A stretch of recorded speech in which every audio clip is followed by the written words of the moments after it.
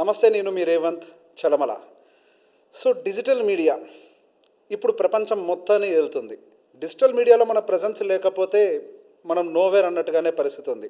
Aadhaar card ఉన్నా లేకపోయినా నడుస్తుంది, కానీ ఒక వ్యాపారస్తుడికి డిజిటల్ మీడియా ప్రజెన్స్ లేకపోతే కన్సిడర్ హీజ్ నోవేర్. అది పర్టికులర్గా రియల్ ఎస్టేట్ లాంటి వాటికైతే అది ఇంకెంతో అవసరం పడుతుంది. గతంలో కొన్ని కోట్ల రూపాయలు అడ్వర్టైజ్మెంట్స్ మీద ఖర్చు పెట్టింది కూడా రియల్ ఎస్టేటే. వాళ్ళకు వచ్చేటువంటి మనీలో మెజారిటీ ఆఫ్ ద మనీని మళ్ళీ వాళ్ళు పెట్టుబడి రూపంలో పెట్టేది పర్టికులర్గా అడ్వర్టైజింగ్ మీదనే. ఇప్పుడు అడ్వర్టైజింగ్ పద్ధతులు మారాయి, సోషల్ మీడియా ప్రెజెన్స్ మారింది, ప్రజలు కూడా మనల్ని చూసేటువంటి విధానం మారింది. సో వీటన్నిటికీ డిజిటల్ మీడియా వైపు నుంచి ఎటువంటి సమాధానం మనకు దొరుకుతుందో ఒక్కసారి మనం చూద్దాం. ఈరోజు మనతో వీటన్నిటి గురించి మాట్లాడటానికి రజనీకాంత్ గారు, చైర్మన్ ఆఫ్ సోషల్ పోస్ట్, మన దగ్గరకు వచ్చారు. He's a great social media strategist. ఆయన దగ్గర నుంచి నిజంగా ఈ real estate related digital media ఏ విధంగా మన వ్యాపారాన్ని ఇంపాక్ట్ చేస్తుందో తెలుసుకుందాం. Hello sir. హలో రేవంత్ గారు. సార్, ఇప్పుడు మీకు తెలిసింది అసలు రియల్ ఎస్టేట్ అని అంటేనే మార్కెటింగ్లో డబ్బుల్ని పోస్తారని చెప్పొచ్చు, పంపించేస్తూనే ఉంటారు. ఒక్కసారి సీజన్ మొదలైంది, వాళ్ళకి మార్కెట్ పికప్ అవుతుంది అని అనిపించింది అని అంటే కనీసం ఎక్కడ కూడా హోర్డింగ్స్ దొరకవు, స్లాట్స్ దొరకవు, పేపర్లో స్లాట్స్ ఉండవు, మొత్తం ఫిల్ చేసేస్తూ ఉంటారు. అది గతంలో ఆ ట్రెడిషనల్ మెథడ్ అనేది బాగానే పనిచేసింది. కానీ ఇప్పుడు మనకి మార్కెట్లో డిజిటల్ మీడియా ప్రజెన్స్ అనేది కంపారిటివ్లీ ఓవర్లాప్ చేస్తోంది ఈ ట్రెడిషనల్ మీడియాని. అటు టీవీ ఛానల్స్ ఇచ్చేటువంటి అడ్వర్టైజ్మెంట్స్ లేదా ఆటో వెనకాల మొన్నటి వరకు కూడా జరిగాయి, చాలామంది మొన్నటి వరకు కూడా చేశారు. కానీ ఇప్పుడు ఈ డిజిటల్ మీడియా ఈ రియల్ ఎస్టేట్ మీద ఎటువంటి ఇంపాక్ట్ని క్రియేట్ చేసే అవకాశాలు ఉన్నాయి? వీళ్ళు ఏ పనులు చేయాలి చెప్పండి. సో బేసిక్గా రేవంత్ గారు, ఒకప్పుడు ఉన్న అవకాశాలు ఏంటి? నేను ఒక వెంచర్ వేసాను, ఓపెన్ ప్లాటింగ్, ఒక అపార్ట్మెంట్ కట్టాను, ఒక విల్లా కట్టాను అని అంటే లాంచింగ్ డే నుంచి ఫుల్ పేజ్ పేపర్ యాడ్లు పడేది. ఒక పేపర్ ఓపెన్ చేస్తే ఫుల్ పేజ్ ఎక్కడ చూసినా అదే కనబడేది. అందులో ఏముంటుంది, ఎంతసేపు నాదొక ప్రాజెక్ట్ ఉంది అని ఒక బ్రాండ్, దాని బేసిక్ స్పెసిఫికేషన్స్ ఉంటాయి. సో తర్వాత టీవీలలో యాడ్స్ కానివ్వండి, చిన్న చిన్న క్లిప్ యాడ్స్ కానివ్వండి, బంపర్ యాడ్స్ కానీ నడిచేది. ఇప్పుడు ఏమైపోతుందంటే రోజువారీగా చూస్తే ఇవాళ ఎవరు కూడా మన కస్టమర్స్ అనేవాళ్ళు ఇవాళ ఎంతసేపు వాళ్ళు టీవీలలో టైం స్పెండ్ చేస్తున్నారు, ఎంతసేపు వాళ్ళు పేపర్ల మీద టైం స్పెండ్ చేస్తున్నారు అన్నది మనం ఇంట్రోస్పెక్ట్ చేసుకోవాలి. ఇప్పుడు ఎక్కువ మంది ఏంటంటే అందరూ ఎక్కువసేపు టైం గడుపుతుంది మొబైల్ ఫోన్స్లోనే. ఇవాళ మీరు ఇంటికా నుంచి బయలుదేరి ఈ స్టూడియోకి వచ్చేంత వరకు రైట్, మీకు ఒక నిమిషం టైం దొరికినా కానీ మీరు చూసేది ఫోనే. ఇవాళ ఒక ఎంప్లాయీ ఇంట్లో నుంచి బయలుదేరి మెట్రో ఎక్కి ఆఫీస్కి హైటెక్ సిటీకి వెళ్ళే లోపు ఆ మెట్రోలో 20 నిమిషాలు కూర్చుంటే 20 నిమిషాలు వాళ్ళు చూసేది ఫోనే. అంతే కదా. ఇవాళ ఒక నలుగురు ఫ్రెండ్స్ వెళ్ళి రెస్టారెంట్లో కూర్చొని ఇవాళ మాట్లాడుకునే రోజులు పోయాయండి. నలుగురు ఫ్రెండ్స్ రెస్టారెంట్లో కూర్చొని వాళ్ళు చేస్తుంది మళ్ళీ ఫోనే. అంతే కదా. ఇవాళ ఒక ఇంట్లో భార్యాభర్తలు డైనింగ్ టేబుల్ మీద కూర్చొని తినుకుంటూ ఒకప్పుడు సీరియల్ చూసే రోజుల్లోంచి ఇవాళ ఆ ఇద్దరు భార్యాభర్తలు కూడా ఆడ కూర్చొని చేస్తుంది ఫోనే.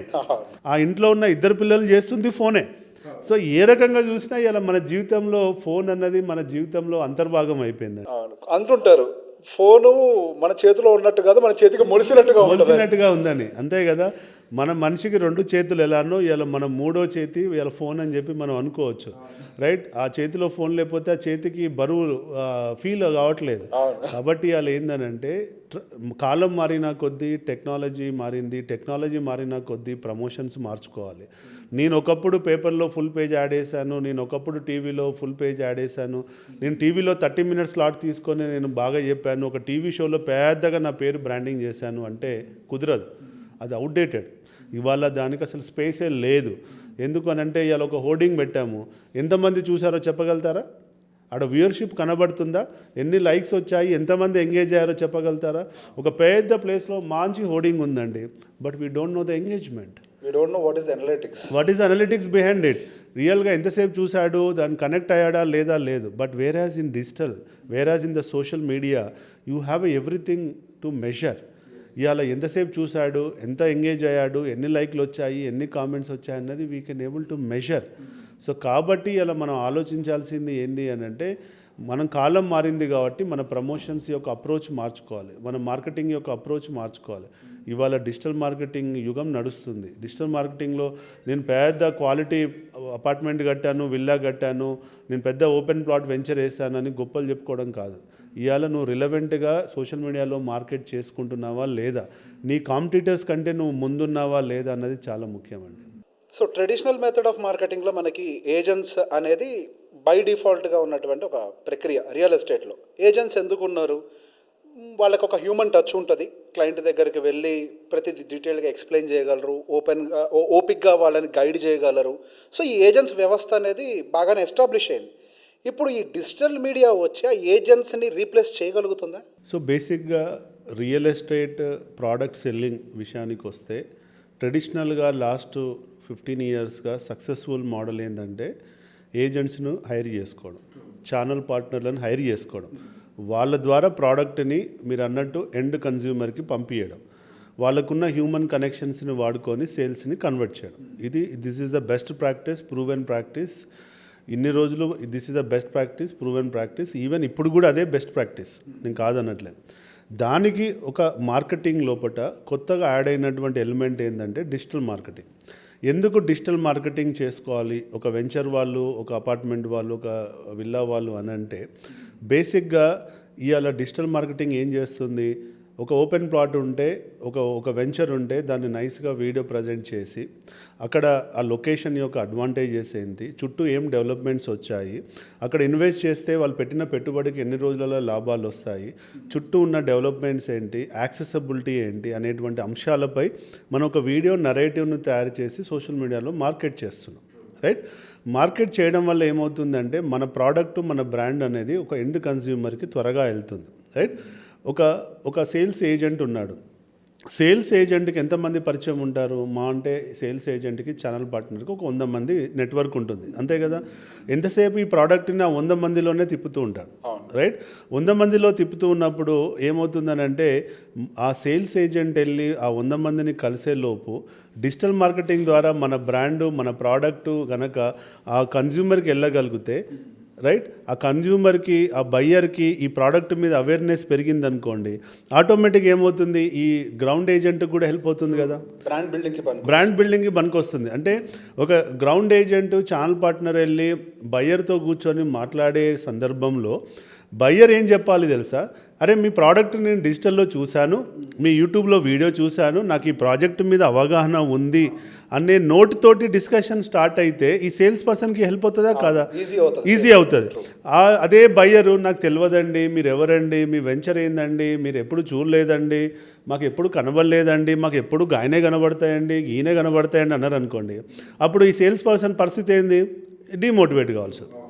కాబట్టి మనం ఇలా అర్థం చేసుకోవాల్సింది, ఈ డిజిటల్ మార్కెటింగ్ అనే లేయర్ ఏదైతే ఉందో సేల్స్ పర్సన్కి అడిషనల్గా యాడ్ అయ్యేటువంటి వాల్యూ యాడెడ్ సర్వీస్. సో ఈ ప్రకారంగా మనం ఆలోచించినప్పుడు మనకు గ్రౌండ్లో ఏజెంటు ఉండాలి, డిజిటల్ మార్కెటింగ్ ఉండాలి. డిజిటల్ మార్కెటింగ్ అనేది ప్రోడక్ట్ యొక్క ఫీచర్ని, నేచర్ని, దాని యొక్క రిటర్న్ ఆఫ్ ఇన్వెస్ట్మెంట్ని ఎక్కువ మందికి ఎక్కువ మోతాదులో తీసుకెళ్ళడానికి ఇది యూజ్ అవుతుంది. యూజ్ అయ్యి అక్కడి నుంచి ఒక ఎంక్వైరీ జనరేట్ అవుతుంది. అంటే ఈ వెంచర్ గురించి, ఈ ప్రాజెక్ట్ గురించి ఒక ఎంక్వైరీ జనరేట్ అవుతుంది. ఈ ఎంక్వైరీ జనరేట్ అయినాక మళ్ళీ అదే యూట్యూబ్, ఫేస్బుక్లో ఉన్న వాళ్ళు క్లోజ్ చేయరు దాన్ని. ఈ ఎంక్వైరీ ఎవరు హ్యాండిల్ చేయాలి? మళ్ళీ సేల్స్ టీమే హ్యాండిల్ చేయాలి. మళ్ళీ సేల్స్ టీమ్ ఆ ఎంక్వైరీని పట్టుకొని వాళ్ళని కలవాలి, వాళ్ళని పిలిపియాలి, వాళ్ళని సైట్ విజిట్ తీసుకెళ్ళాలి, వాళ్ళు మళ్ళీ ఫిజికల్గా ఉండి మొత్తం ఎక్స్ప్లెయిన్ చేయాలి. చేసిన తర్వాతనే వాళ్ళు కన్విన్స్ అయినాకనే వాళ్ళు కొనుక్కుంటారు. అంటే ఇవాళ మన agents network, channel partner network ఎంత ముఖ్యమో డిజిటల్ నెట్వర్క్ కూడా అంతే ముఖ్యం అన్నది మనం గ్రహించాలి. ఇప్పుడు బిల్డర్స్కి branding it is a different concept. Builder అవ్వచ్చు, ఒక వెంచర్ డెవలపర్ అయి ఉండొచ్చు. ఇప్పుడు వాళ్ళు అమ్మినా, ఒక ఏజెంట్ అమ్మినా కానీ here and there same product. ఇక్కడ బిల్డర్ కానీ ఒక వీళ్ళు డెవలప్ చేసింది వీళ్ళు అమ్ముతూ ఉంటారు. సో ఈ డిజిటల్ మార్కెటింగ్ అనేది కేవలం బిల్డర్కే పరిమితమా, లేకపోతే ఏజెంట్స్కి కూడా అవసరం ఉంటుందా? ఇట్స్ ఎ గుడ్ క్వశ్చన్ అండి. ఇవాళ 2 రకాల మార్కెటింగ్ జరుగుతున్నాయి. ఒకటి ఏంటంటే ప్రాజెక్ట్ ఎవరైతే స్టార్ట్ చేశారో, అది ఓపెన్ ప్లాట్ కానివ్వండి, అపార్ట్మెంట్స్ కానివ్వండి, రెసిడెన్షియల్ కానివ్వండి, కమర్షియల్ కానివ్వండి, వాళ్ళు డబ్బులు పెట్టి డిజిటల్ ప్రమోషన్ చేసి ఆ వచ్చిన లీడ్స్ని వాళ్ళ ఏజెంట్స్కి ఇచ్చి మార్కెటింగ్ చేసుకోమని చెప్తున్నారు. రైట్? ఎందుకంటే వాళ్ళకు ఒక ఆల్రెడీ ఇన్సెంటివ్ మోడల్ ఉంటుంది ఏజెంట్స్ కాబట్టి, వాళ్ళ కడుపు కొట్టొద్దనే ఉద్దేశంతో వీళ్ళు బ్రాండ్ అవేర్నెస్ వీళ్ళు క్రియేట్ చేస్తారు. ఏదన్నా ఒక 10, 20, 50 లీడ్స్ డిజిటల్ ద్వారా వస్తే, రైట్, వీళ్ళకి ఇచ్చేసి మీరే వాటిని మార్కెట్ చేసుకోండి అని చెప్పి చేస్తున్నారు. అదొక మోడల్. అప్పుడు పెట్టుబడి పెట్టాల్సింది ప్రాజెక్ట్ ఓనర్ పెట్టుబడి పెడుతున్నాడు, రైట్? వాళ్ళు ఎట్లయితే మార్కెటింగ్కి కొంత బడ్జెట్ పెట్టుకుంటారు కాబట్టి అవుట్డోర్ మార్కెటింగ్ పెట్టుకున్నట్టు, ప్రింట్ ఎలక్ట్రానిక్ పెట్టుకున్నట్టు కొంత బడ్జెట్ డిజిటల్లో కూడా పెట్టి డిజిటల్ ద్వారా మార్కెట్ చేస్తున్నారు. అది ఒకటో ఆప్షన్. రెండో ఆప్షన్, కొంతమంది ఓనర్లలో, అంటే మేము ఆల్మోస్ట్ ఒక 30 మంది రియల్ ఎస్టేట్ బిల్డర్లకి మేము ఇప్పుడు మార్కెటింగ్ చేస్తున్నామండి. కొంతమంది బిల్డర్లు ఏం చేస్తారు అంటే, ప్రాజెక్టు మాది, మార్కెటింగ్ మేము వీళ్ళకి ఛానల్ పార్ట్నర్కి ఇచ్చేసాము, ఈ ఏజెంట్స్కి ఇచ్చేసాము, వాళ్ళే ఇన్వెస్ట్ చేసుకుంటారు, ఇంకా మాకు సంబంధం లేదని చెప్తున్నారు. ఓకే. ఆ సందర్భంలో మాకు ఆ మార్కెటింగ్ ఏజెంట్స్ కూడా మా దగ్గరికి వచ్చి, సార్ మాకు ఇంత మార్కెటింగ్ బడ్జెట్ ఉంది, ఓనర్ నేను కాదు, నేను ఒక ఛానల్ పార్ట్నర్ని, నాకు ఇంత మార్కెటింగ్ బడ్జెట్ ఉంది, ఈ మార్కెటింగ్ బడ్జెట్లో మీరు ఏం ప్రమోట్ చేసి ఇస్తారు అని చెప్పి వీళ్ళు కూడా మాతో మార్కెటింగ్ చేసుకున్న సందర్భాలను మేము చూస్తున్నాం. సో 2 మోడల్స్ వైబుల్ అండి. అయితే ఓనరే ఇన్వెస్ట్ చేసి మార్కెటింగ్ చేసి వీళ్ళకి హెల్ప్ చేయొచ్చు, లేదు అంటే ఓనర్ ఇంట్రెస్ట్ చూపిన సందర్భంలో ఏజెంట్స్, ఛానల్ పార్ట్నర్స్ కూడా మా దగ్గరికి వచ్చి మార్కెటింగ్ చేసుకోవచ్చు. Okay, I understand. ఈ 2 మెథడ్స్లో ఎంక్వైరీ ఎవరికి వెళ్తుంది?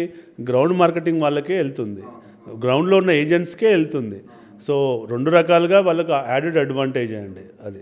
ఇప్పుడు ఏజెంట్స్ పాయింట్లో ఒకసారి మాట్లాడితే, వాళ్ళు ఒక్క ప్రాజెక్ట్ అనే కాదు, మల్టిపుల్ ప్రాజెక్ట్స్ని సేల్ చేస్తూ ఉంటారు. డిఫరెంట్ కంపెనీస్ నుంచి వాళ్ళ సేల్స్ అని జరుగుతూ ఉంటాయి. ఇప్పుడు ఒక ఇండివిజువల్ ఏజెంట్కి ఒక బ్రాండింగ్ అనేది బిల్డ్ అయితే, ప్రాజెక్ట్ ఒక కంపెనీ వస్తుంది వాళ్ళ పోర్ట్ఫోలియోలోకి, ఒక కంపెనీ బయటికి పోవచ్చు కాక. ఒక రకంగా చెప్పాలంటే ఇప్పుడు వాళ్ళు చెప్పే మాట అంటే, వీఆర్ వెల్త్ క్రియేటర్స్ అని ఒక పేరు పెట్టుకున్నారు. సో ఇప్పుడు వరకు నేను ఈ డిజిటల్ మార్కెటింగ్లో ఏజెంట్స్ వాళ్ళని ప్రమోట్ చేసుకోవడం పెద్దగా చూడలేదు. నాకు అనిపించేది ఏంటంటే, నిజంగా బిల్డర్స్ కంటే వీళ్ళకి ఎక్కువ అవసరం పడుతుంది అని చెప్పేసి. వీళ్ళు ఏ విధంగా ఒక ఏజెంట్ వాళ్ళ యొక్క పోర్ట్ఫోలియోని డిజిటల్గా ఎలా బిల్డ్ చేసుకోవాలి? అంటే ఇక్కడ 2 రకాలండి. ఒకటేమో ప్రాజెక్ట్ బ్రాండింగ్ మీద ప్రమోట్ చేస్తే ఆటోమేటిక్గా ప్రాజెక్టుకి బ్రాండింగ్ ఉంటుంది.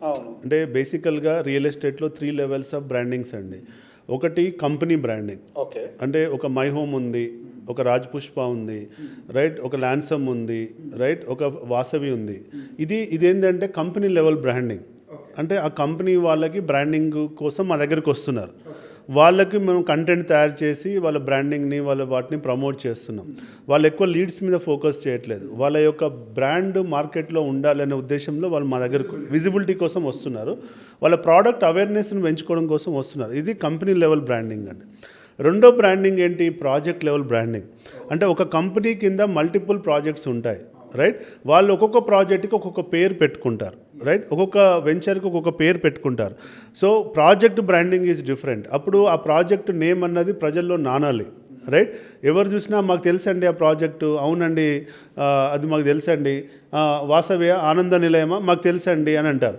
ఆనంద నిలయము అనే వర్డ్ తెలవాలి, వాసవి తెలుసు, కానీ వాసవి వాళ్ళ దగ్గర 10 ప్రాజెక్ట్స్ ఉంటే అందులో ఆనంద నిలయం ఎల్బీ నగర్లో ఉందన్నది వీళ్ళకి తెలియాలి. తెలిస్తే project level branding is second, అది ఇంపార్టెంట్. థర్డ్ లెవెల్ ఏంటి? దాన్ని మార్కెట్ చేసేటువంటి ఛానల్ పార్ట్నర్ల బ్రాండింగ్. సో మార్కెట్ చేసే ఛానల్ పార్ట్నర్ బ్రాండింగ్ ఏం చేసుకుంటాడు? ఛానల్ పార్ట్నర్ దగ్గర మీరన్నట్టు, ఏజెంట్ దగ్గర మీరన్నట్టు మల్టిపుల్ ప్రాజెక్ట్స్ ఉంటాయి.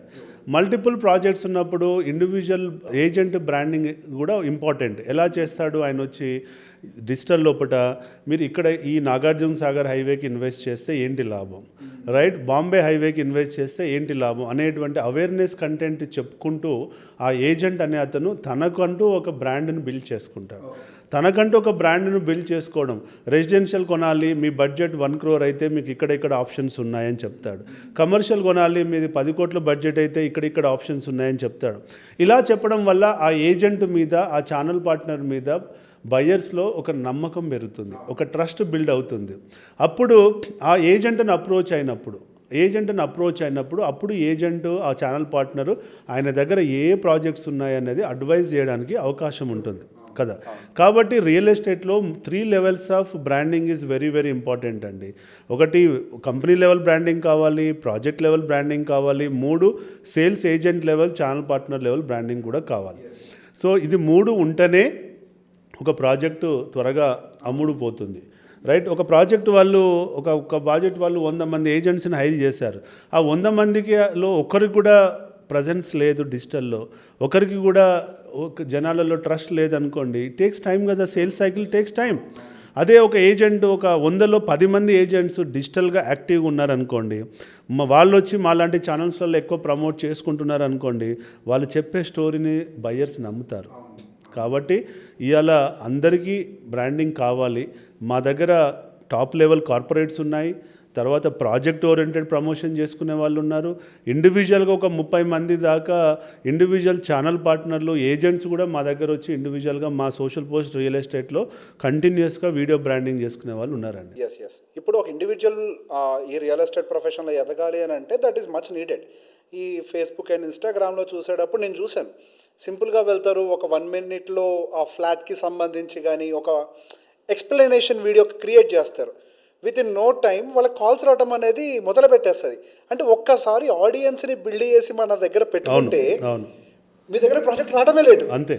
You can just push it into the market. Yes so ఎందుకంటే అండి, ఒక హ్యాండిల్ రియల్ ఎస్టేట్ మీద నడిపామనుకోండి, అందులో కంటెంట్ వేసామనుకోండి, దానికి వచ్చే ఫాలోవర్స్ ఎవరుంటారు? ఎవరైతే రియల్ ఎస్టేట్ని క్లోజ్గా ఫాలో అవుతున్నారో, ఎవరైతే రియల్ ఎస్టేట్లో ఇన్వెస్ట్ చేస్తున్నారో వాళ్ళే వస్తారు కదా.